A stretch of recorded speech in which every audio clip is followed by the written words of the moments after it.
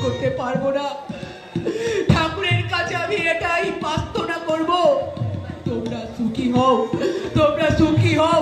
আমি ঠাকুরের কাছে সারা জীবন ধরে মঙ্গল কামনা করব।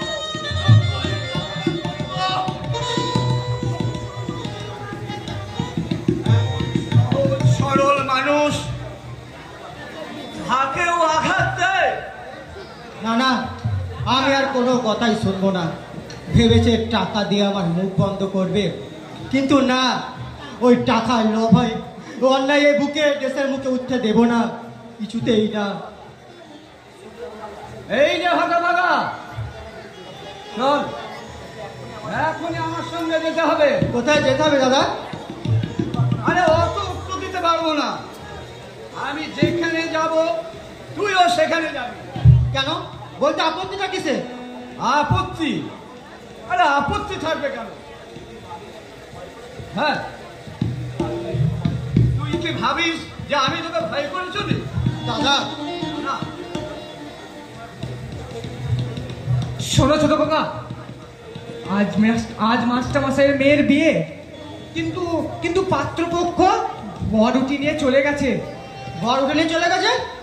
আচ্ছা, বেটা বরকে এখনই কোমরের দড়ি বেঁধে নিয়ে আসছি। একদম গন্ডামি করতে যাবি না। আরে না গেলে তো মেয়েটা বিয়েই হবে না দাদা। আরে বিয়ে হবে, কিন্তু পাত্রটা কথা। পাত্র আমার সামনে। তার মানে তোমাকেই বিয়ে করতে হবে ছোট খোকা। তুমি আমাকে ক্ষমা করো দাদা। ক্ষমা? আরে আমি তোর বড় দাদা, আমার কথার কোনো মূল্য দিবি না? দিবি কেন? আজ যে তুই বড় হয়েছিস। দাদা তুমি একটু বুঝতে চেষ্টা করো। না না, আমি কোনো বুঝবো না, কোনো কথা তোর শুনবো না। তুই যদি বিয়ে না করিস তাহলে তাহলে তুই আমার মরা মুখ দেখবি। দাদা হ্যাঁ, এই আমার শেষ কথা। কি করবো ভৈরব দাদা, আমি এখন কি করব? বড় খোকা অন্যায় কিছুই বলেনি। প্রতিবেশীর বিপদে প্রতিবেশীকেই তো এগিয়ে আসতে হবে। না না, আর দেরি করো না ছোট খোকা। মাস্টার বাবুকে এই বিপদ থেকে তুমি উদ্ধার করতে পারো। চলো চলো।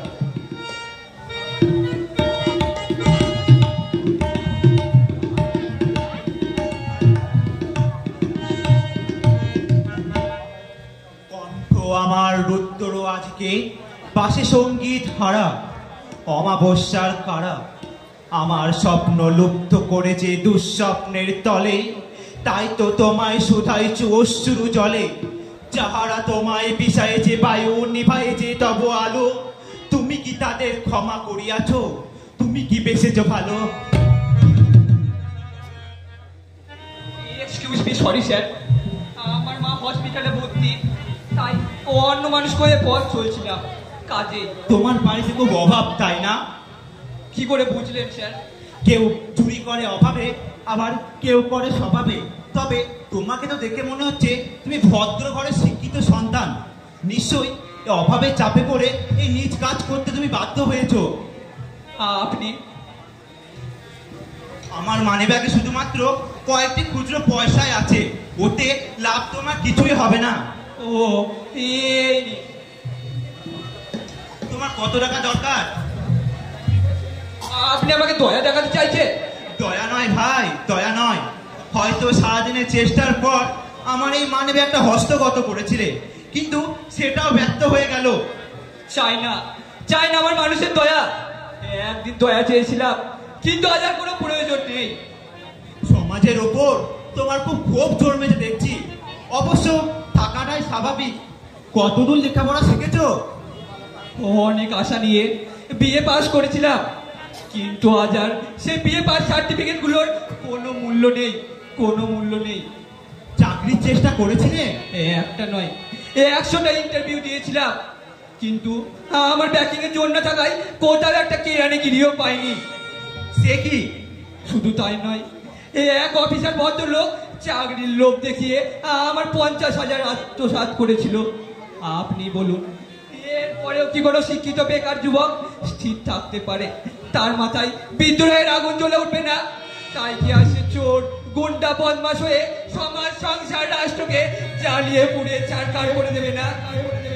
বুঝেছি, শিক্ষিত বেকারদের আলোর পথ না দেখিয়ে তাদের অন্ধকারের পথে ঠেলে দিচ্ছে আমাদের মতোই কিছু মানুষ। হ্যাঁ, তুমি চাকরি করবে ভাই? চাকরি? আপনি নিশ্চয়ই আমার সঙ্গে রসিকতা করছেন স্যার। রসিকতা নয়, আমি সত্যি তোমাকে চাকরি দেব। আমার অফিসে একটা কেরানির পদ খালি আছে। তার জন্য কত ঘুষ দিতে হবে? না না, ঘুষ দিয়ে আমি চাকরি করবো না। ঘুষ দিতে হবে কেন? তোমার প্রয়োজনের কথা ভেবে আমি তোমাকে চাকরিটা দেব। কিন্তু স্যার আপনি... শোনো, কাল সকাল 10টায় শ্যামবাজার 5 মাথার মোড়ে আমি তোমার জন্য অপেক্ষা করব। তোমাকে সঙ্গে নিয়ে আমি আমার অফিসে যাব। স্যার আপনাকে আমি... হ্যাঁ, আর একটা কথা, আজকের এই দিনটার কথা তুমি মনে রেখো। স্যার, আজ যে তোমাকে যেমন আমি আলোর পথ দেখালাম, তেমনি তুমিও জীবনের শেষ দিন পর্যন্ত একটা অসৎকেও সৎ পথে ফিরিয়ে আনার চেষ্টা করবে, আর সেটাই হবে তোমার জীবনের পরম কাজ। আপনি...